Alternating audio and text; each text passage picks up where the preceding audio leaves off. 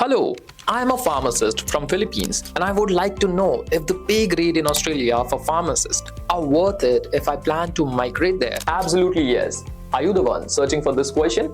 Then you have landed on the correct source. Because if you're a Filipino pharmacist in 2026 planning to migrate to Australia, then this video is going to give you a clear step-by-step guide about the process and how you can get there. So let's begin. Step 1. Skill assessment and eligibility check. First, you need to be eligible as an overseas trained pharmacist.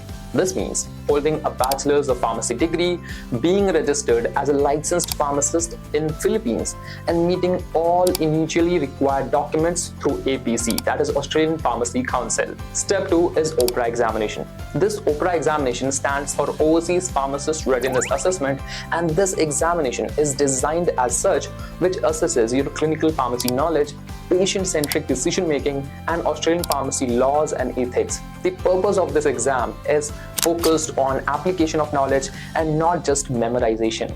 Step 3 is English. Yes, you heard that right.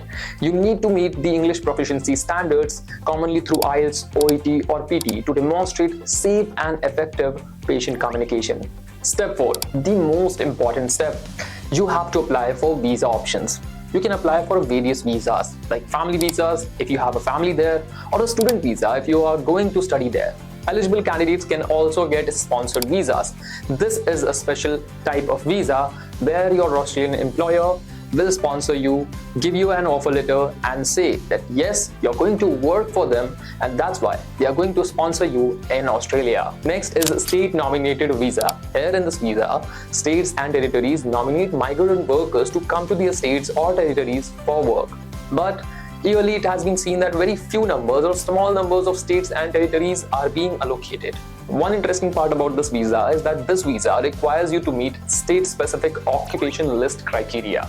These criteria are designed to address unique labor market demand and needs in each region and can vary significantly in states, including but is not limited to holding a significant qualification, having minimum numbers of work experience, residing within the state already, holding Australian general registration and proving financial capacity. The state nomination may require you to hold a general registration, that is full registration, as a pharmacist to meet their minimum requirements.